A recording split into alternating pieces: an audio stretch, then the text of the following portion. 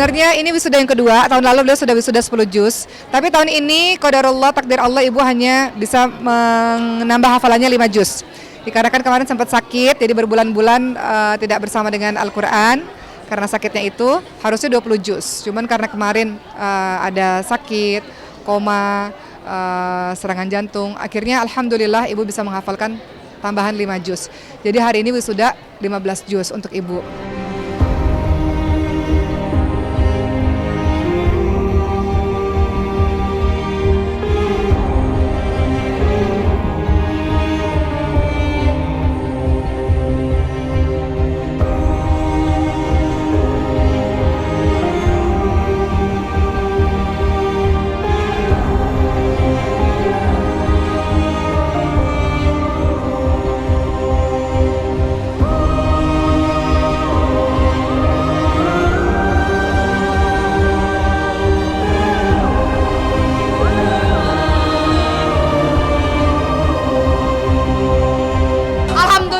Acaranya lancar, acaranya berjalan lancar.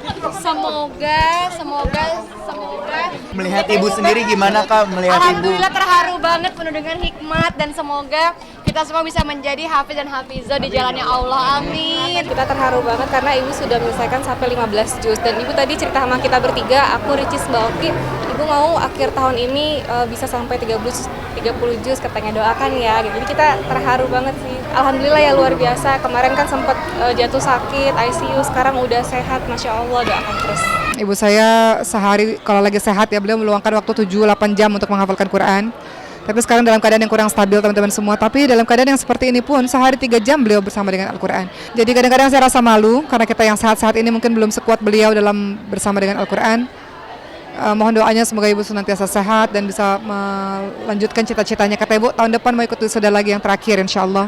Supaya semoga selesai semuanya. Jadi doain ya teman-teman semua. Sudah bangun sejak pagi, sejak subuh tadi, udah menyiapkan bajunya dengan make upnya Masya Allah. Dan kita lihat gimana kegiatan pada hari ini, di mana ibu saya adalah wisudawati tertua berusia 59 tahun. Saya agak khawatir sebenarnya kepada ibu saya karena saya tahu ibu duduk di kursi roda sejam aja itu udah waktu terlama. Wisuda ini prosesnya panjang dan lama, mungkin ada sekitar 5 jam. Ibu harus duduk di kursi roda, sampai saya tanya berkali-kali tadi sama ibu saya, ibu capek enggak, ibu mau pulang enggak? Tapi alhamdulillah beliau semangat, beliau terlihat sehat, dan tadi beliau berdiri di atas panggung dan kemudian ikut berfoto bersama dengan guru-guru yang lainnya. Iya, ibu sangat semangat banget, motivasinya luar biasa. Bahkan waktu jatuh sakit, waktu sempat pulang dari Arab ya, pulang dari haji, terus kan sempat dirawat dulu ya di rumah sakit. Ibu tetap ada Al-Quran di sana, tetap menghafal gitu. Dan ibu selalu bilang pas anak-anaknya lagi di tempat rawat inap kan, lagi menjenguk, kata ibu, nanti September ibu mau wisuda, hadir ya. Jadi kayak kita terharu sih. Karena saya menyaksikan setiap progres kan teman-teman semua.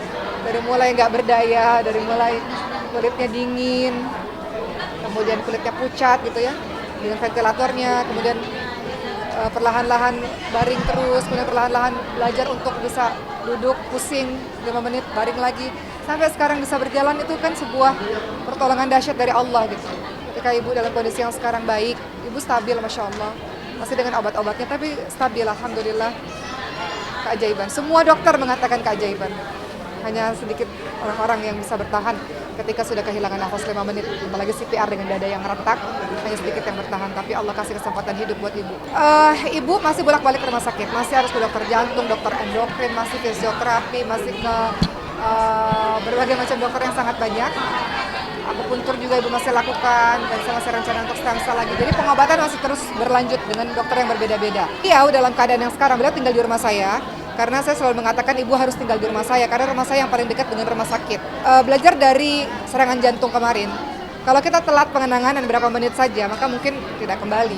Jadi saya katakan pada ibu saya bujuk ibu saya untuk tinggal bersama saya, supaya kalau ada apa-apa, saya bisa bawa ibu saya ke rumah sakit. Memang saya mengurangi aktivitas saya dalam safari dakwah keluar kota atau ke berbagai macam tempat.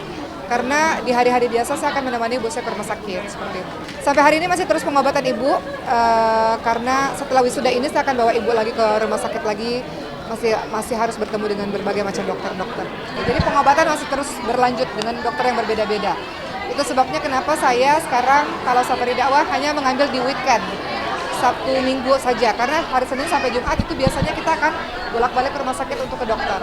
Tapi alhamdulillah karena kita pindahkan rumah sakit pengobatan ibu di rumah sakit yang dekat dengan rumah saya. Jadi kita hanya 5 menit kalau mau bolak-balik 5 menit.